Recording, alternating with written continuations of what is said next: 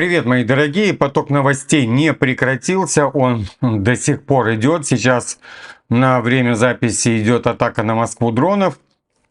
Многие замечают, что, их немного-то долетают там. Сейчас цифры меняются динамически, да, сколько их было сбито, этих дронов непосредственно. Но, как говорят, что украинская сторона их увеличивает там в 4 раза, что они там влетают куда-то и так далее. Ну, поехали дальше. У нас есть некоторые источники, которые заявляют, что Путин сказал навести буревестник после удачного его испытания, навести буревестник на Киев. Опять же, это делают как источники сообщают. Знаете, вот как любимая эта тема. Ну и ВСУ там уже на протяжении второго дня бьют по дамбе, которая находится в Белгородской области, для того, чтобы остановить наступление на Харьков. Конкретно это Волчанский, да, потому что там переполнится река, выйдет из берегов, она уже начинает выходить, там, подниматься берега начинают, и это типа будет останавливать продвижение российских войск непосредственно на Харьков. Но, опять же, я же читаю пробитые паблики, и там как раз пишут, да, они там радуются, что те начинают тонуть. И также я читаю западную прессу, которая все так же продолжает рассказывать о том, что Россия стоит на одном месте, никаких продвижений нет, люди гибнут, а мы видим совсем обратное. Некоторая такая мантра. Визит Дмитриева, я хочу его разобрать более на детали, для того, чтобы вы поняли, это не просто визит. Есть ключевые слова, по которым мы можем определить, что это не просто визит. Ну и поехали. Вот у нас Покровск непосредственно пишет, что продвижение российских войск в городе, большая часть уже освобождена, дорогие мои. Так что уже перевалили за половину. А украинская сторона заявляет о том, что там 200 человек всего лишь находится в городе. Значит, там 200 рэмп находится в городе. Так что так. Еще Трамп же, мы видели его лицо, да, вот это он потанцевал, потом пошел туда, и вроде как подписал там на сотни миллиардов, а какой-то нерадостный. Да потому что вести идут с фронта от Зеленского непосредственно, что Покровску хана. Вы видели, я не хочу показывать, мы в Телеграме также у себя не показываем лицо Зеленского, только там карикатурное какое-нибудь. И я слушаю его заявление, это отвратительное дело на самом деле, но он заявлял сегодня, что на Покровске очень тяжелая ситуация, но они будут мочить и мочить оккупанта, как обычно, знаете, как он говорит. Тем временем США уже подступила к Венесуэле, и вот уже такие показательные действия делают они. Летит целая эскадрилья вертолетов и самолетов. США активизировали флот в Карибском бассейне у границ Венесуэлы, дорогие мои.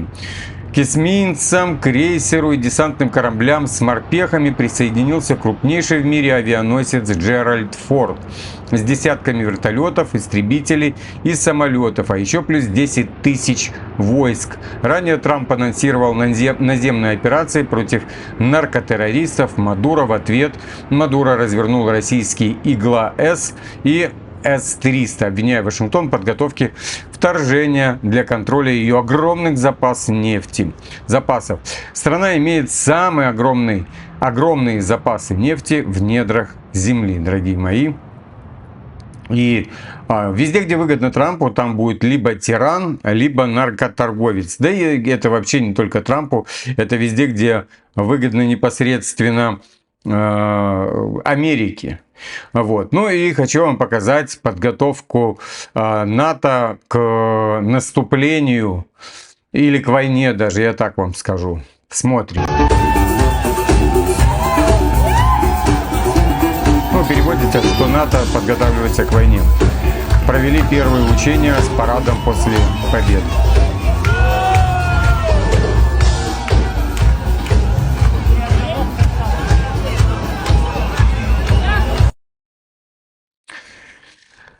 Как вы знаете, колониальные страны никогда не будут воевать сами. Они будут свои колонии заставлять воевать. Так что, и колонии-то особо не в захвате, потому что многие латиноамериканцы, которые приезжали воевать там за копейку, те же венесуэльцы почему-то воевали на стороне не только России, мы знаем, да, но и на стороне Украины. колумбийцы, аргентинцы не могут свои тела найти, ну, тела своих детей не могут найти. Показываю вам карту. Это аналитическое сообщество АСИНТ опубликовало карту с отмеченными позициями систем противовоздушной обороны, развернутых вокруг Москвы. На схеме обозначены участки, где зафиксировано присутствие трех типов комплексов «Панцирь» С-300 и С-400. Ну, С-300, С-400. Авторы подчеркивают, что размещение этих систем динамично. Российские военные регулярно перемещают установки между позициями, что делает невозможно точную оценку актуальной конфигурации ПВО и предлагает режим постоянного маневрирования оборонных средств вокруг столицы. Ну, переведу на русский язык. Вот это то, что вот обозначено, там на самом деле 3 кольца, если посмотреть, вот там синенькими, да, а потом пошло вот там другими цветами, там, грубо говоря, там 3 цветами все обозначено, 3 кольца идут. И там достаточно и мобильные группы, и все остальное. И перевожу на русский язык, что это такое. Это значит, что они двигаются, они не стоят на месте, чтобы не прилетело. Потому что те просматривают всегда маршрут. Вот они сегодня попытку делали, их там позбивали. Грубо говоря, у нас там живет друг. Он сказал, вот 2 километра от него бахнули этот дрон. Ну, конечно же, от дрона остатки куда-то сыпятся и падают. Ну и про цены на нефть. Поехали. Цены на нефть поднимутся. Об этом заявляет спецпосланник Путина, что России не страшны новые санкции Трампа. Прибывший в Вашингтон спецпосланник президента России Кирилл Дмитриев дал несколько интервью американским журналистам. Мы не считаем, что эти санкции будут иметь значительное влияние на российскую экономику, потому что нефтяные цены в мире вырастут, и Россия просто продаст меньше галлонов нефти, но по более высоким ценам, сказал Дмитриев Fox News. На этой неделе Трамп ввел санкции, это статья от BBC, против 2 крупнейших российских компаний Лукойл и Роснефть. Он объяснил это нежеланием Путина предпринимать реальные шаги для окончания войны в Украине. В интервью телекомпании CNN Дмитриев также заявил, что, по его мнению, Украина смягчила свою позицию в отношении условий окончания войны, и это приближает дипломатическое решение. Я считаю, что Россия и США и Украина на самом деле довольно близки к дипломатическому решению, заявил Дмитриев. Это большой шаг президента Зеленского наконец признать, что все должно быть заморожено по линии фронта. Его предыдущая позиция состояла в том, что Россия должна была полностью уйти, так что на самом деле, я думаю, мы довольно близки к выработке дипломатического решения. Эти слова Дмитриева расходятся с официальной позицией российских властей, которые неоднократно отвергали предложение Украины заморозить нынешнюю линию фронта. По сведениям западных СМИ, Трамп решил отменить свою встречу с Путиным, поскольку Россия отходит от максималистических условий завершения войны. Ну, я не знаю, лукавит BBC, потому что в прошлый раз они говорили, что по информации CNN, Трамп посмотрел видео с садиком в Харькове и отменил свое решение. Сейчас я вам покажу прилет по Киеву, да, который был. Вот он как выглядит. Это баллистика попала по Optima Pharma, одного из ведущих поставщиков медикаментов Украины, сообщают СМИ, ссылаясь на фармацевтических аналитиков. Площадь уничтожения складов 29 тысяч квадратных метров. Ранее, 28 сентября, склады этой компании уже стали мишенью для атак, в результате которых были разрушены другие объекты. Но говорят, что там было не только это. Теперь я хочу показать вам дамбу, которую уже на протяжении нескольких дней пытаются хаймарсами разрушить, ну, для остановки в Волчанске, как раз продвижения российских войск. Сейчас я показываю ее. Говорят, что прицельно били именно по вот этим шлюзам. Вот видите, шлюз непосредственно. И там уже, да, наполняется. Ну, как бы никого не волнует катастрофа,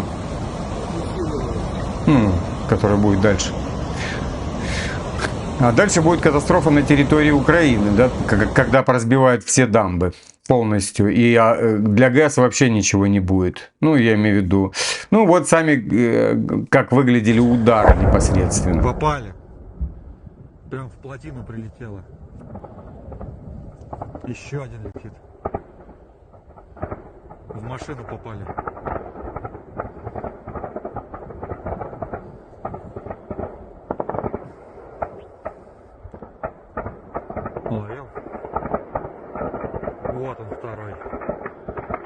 Ого, сколько их там?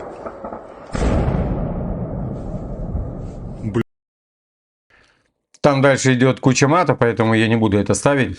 ВСУ нанесли новый удар по дамбе Белгородского водохранилища.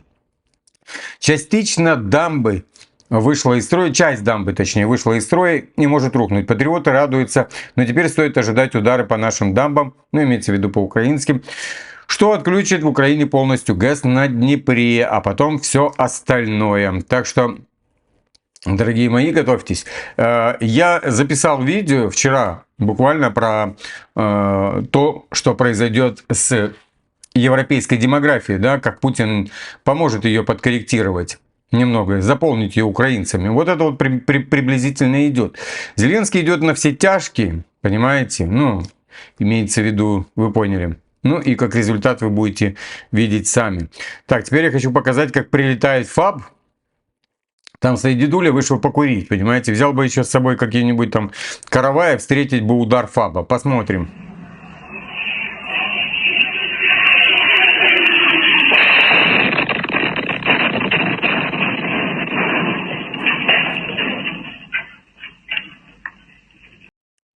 Я помню, еще в 23-м году военные заявляли, что там, ну, ФАБ это самое страшное, наверное, что есть из всего. Потому что он самый разрушительный.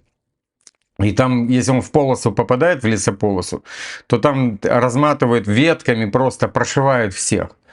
И он же не при ударе взрывается. Как раз он взрывается над землей, чтобы нанести как можно больше поражения над поверхностью земли. Ну, опять же, есть разные всякие ФАБы. Те, которые пробивают, как вот там Азовсталь пробивали, да, там. И есть вот такие вот ФАБы, которые там подлетают, он вообще там, я не знаю, над 5 метрами, над 3 метрами, над 2. Воронка тоже есть, чтобы вы понимали. Так, показываю вам Дмитриева сейчас, да, его заявление, и там есть одно ключевое слово, от которого мы будем развивать все дальше. Поехали. Третий день ведем переговоры с представителями администрации США, находясь в Соединенных Штатах Америки. Очень четко доносил позицию президента Путина, что только конструктивный, уважительный диалог принесет плоды. Любые попытки давления на Россию просто бессмысленны. Мы видим титанические попытки сорвать любой диалог России и США, внести очень много дезинформации. С экономической точки зрения мы поясняем состояние российской экономики, которая находится в хорошем состоянии. Как мы знаем, что рост российской экономики составил свыше 4% в прошлом году, в то время как экономики Англии и Европы показали рост менее 1%, что рубль в том числе укрепился на 40% по отношению к доллару в этом году и стал самой успешной валютой этого года. И также, что уровень российского долга гораздо ниже, чем уровень долга во многих западных странах. Мы также доносим то, что доносят российские ведомства, а именно информацию о других направлениях деятельности, но часто есть попытки заблокировать донесение этой информации до руководства США. В частности, мы подтверждаем, что решение украинского конфликта возможно только при искоренении первопричин данного конфликта, и президент Путин очень четко высказался об этом в своей речи перед Министерством иностранных дел. Мы также уже успели донести до американских коллег информацию о встрече президента Путина с Генштабом, которая прошла сегодня утром, и где президенту было доложено о том, что 5000 военнослужащих Украины окружены в районе Купянска, 5500 в районе Красноармейска, и об успешных испытаниях ракеты абсолютно нового класса «Буревестник» с ядерной установкой. И очень важно, что эта информация напрямую доносится до руководства и ключевых людей в администрации президента США. И также мы проводим общение с теми представителями американского сообщества, которые настроены на позитивный диалог с Россией. Мы провели встречу с конгрессвумен Анной Луной вчера. Она высказалась за диалог с Россией. Она благодарна России за то, что Россия предоставила файлы о Кеннеди. И это вызвало очень позитивную реакцию в американском обществе. И она также подтвердила желание провести встречу американских конгрессменов с представителями Думы, которая будет организована в ближайшее время и является важным диалогом между парламентами наших стран.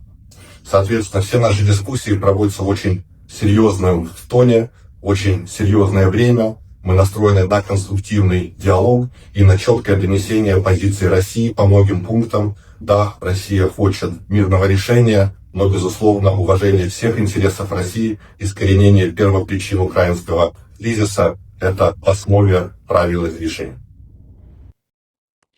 Ну, давайте отработаем по ключевикам. Я бы хотел Кириллу все-таки предложить купить петличку, потому что если он будет снимать такие видео, то недорого. Петлички стоят недорого. Вот, к примеру, там 50, там 70 долларов он может себе приобрести, и это не испоганит качество, а наоборот повысится, и будет слышно его. Это первое. Окей, теперь давайте разбирать из того, что он сказал. Там есть несколько ключевых слов. Первое ключевое слово в том, что Европа всячески пытается дезинформировать, ну, я имею в виду администрацию Трампа о происходящем, да, своими там всякими «мы не проигрываем», «мы выигрываем», «Россия никуда не прошла», «они стоят на месте», «люди у них умирают» и так далее. Это первое. Второе. Лоббирование интересов России. Это то, чем должна была заниматься Россия уже давно. Просто у России есть такой, ну вот я очень рад, что Дмитриев, ну как молодая кровь, можно так сказать, да, понимает те игры, которые происходят непосредственно в США, и что нужно присутствовать там со своими лоббистами. В данном случае это Дмитриев. Для того, чтобы он рассказывал, разжевывал, переводил и рассказывал о том, что на самом деле действительно происходит. То есть, еще раз вам хочу сказать, я читаю BBC Россия, которая ничего не пишет о России. Они пишут о том, что происходит в Украине. И это BBC Россия. Вообще нужно закрыть это отделение, понимаете? Как это BBC Россия рассказывает все время просто об Украине. И вот вы все прекрасно знаете, что это лицемерие просто на постоянной основе. Зеленский регулярно бьет. Вот я вон прямо перед новостями, точнее перед записью новостей говорю, что они бьют по Москве, они ударили туда, они бьют по водохранилищу. Трамп об этом не знает. И вот Дмитриев специально там для этого. Он собирает круг конгрессменов, он выходит на некоторые там каналы с лоббистами, через который будет использовать специально медиа, американские медиа. То есть Дмитриев это некий колонизатор, да, информационный колонизатор, который идет туда для того, чтобы доносить именно непосредственно американцам, которые хотят мира, и которых постоянно Зеленский вместе с Европой обманывает. То есть он показывает эти садики, он показывает то, 5-10, но они не показывают, как прилетают в дома российские, да? Они не показывают, как они первые начинают бить. То есть США также принимают участие в ударах этих, но народ Америки об этом не знает. И вот Дмитриев специально туда едет как раз вот для этого. То, что он сказал, и о всяких там вещах, почему он там, мы должны понимать именно. Это человек, который будет искать ключ к определенным лоббистам. Он также сказал еще одно ключевое слово, это про конгрессвумен, которой они подарили шоколадки вместе с коронными фразами Путина. Он также подчеркнул, что они дали там 150 страниц документов об убийстве Кеннеди и другие вещи. То есть то, что нужно было делать с самого начала, как пришел Трамп. Потому что двери были закрыты еще, когда были демократы. Те узурпировали полностью все ветви власти и позакрывали всем рты. И вы знаете это прекрасно. Когда появилась такая возможность, и мы видим, что Дмитриев там с самого начала всего этого, то это надо было использовать. И я очень благодарен ему, что он понимает, в чем дело и какая идет игра непосредственно в Америке. Потому что, как вы видите, да, после звонка Путина вроде как мы развернули Трампа, убедили его в том, что первопричина всей войны это Зеленский, но Европа быстренько вместе с Зеленским его развернула в обратную сторону. Ну, хочу вам сказать с того, чего начал. А Путин сделал заявление, опять же, как говорится, от источников, на тот случай, чтобы дать сигнал Киеву по поводу буревестника по Киеву. Ядеркой, чтобы вы понимали. Чтобы дать четкий сигнал Америке, что не надо поставлять туда томагавки. Ну и помимо Америки мы видели, как Трамп съехал. Он продаст томагавки Европе, а уже Европа возьмет на себя ответственность, чтобы передать эти томагавки Киеву. Но Киев расплатится за это. Также сегодня было заявление от Флэша. Это военный, который часто дает правдивые прогнозы. И даже не прогнозы, а инсайды, которые происходят на линии фронта во всех отношениях. Мне нравятся такие бойцы, которые не обзывают кого-то. Потому что мы видим, что на протяжении вот этих нескольких дней они, пряча свои, как это сказать, неуспехи и проигрыши на фронте, заменяют обзывательством. То есть в Украине многие даже не знают о том, что существует такой котел. Хотя об этом говорила непосредственно сама Безуглая, которую опять подменили там, и это депутат, если кто не знает, Верховной Рады. И вот такие вот военные, которые дают реальную оценку происходящему на поле боя, я их уважаю, потому что как раз Флэш делал заявление буквально вчера, чтобы все выезжали из Киева.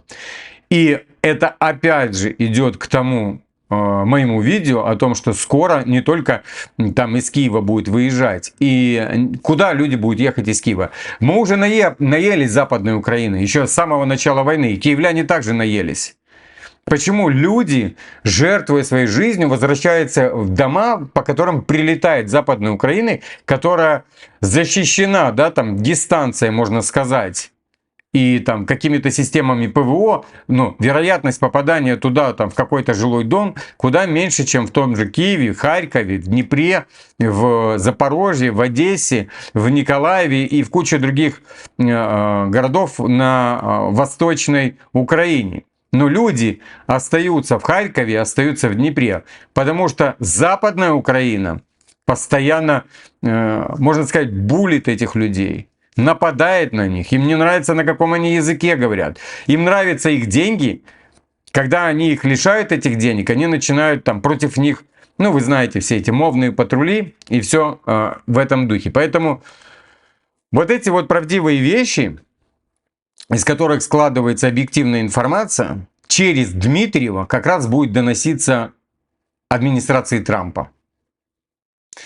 Вот его задача, вот его миссия. И я давно об этом как бы думал, но слава богу, что, знаете, это на самом деле никогда не поздно. Бывает слишком поздно. Ну, я бы сказал, что мне кажется, что эта идея была проталкиваемая, но мне кажется, что есть такое понятие, как лицо Кремля.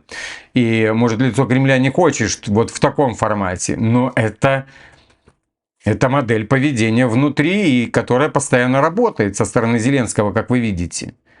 В войне все средства хороши, и Дмитриев хорошее оружие, на самом деле. Он долго прожил в Америке, на самом деле. Он знает поведение, и для него все двери открыты.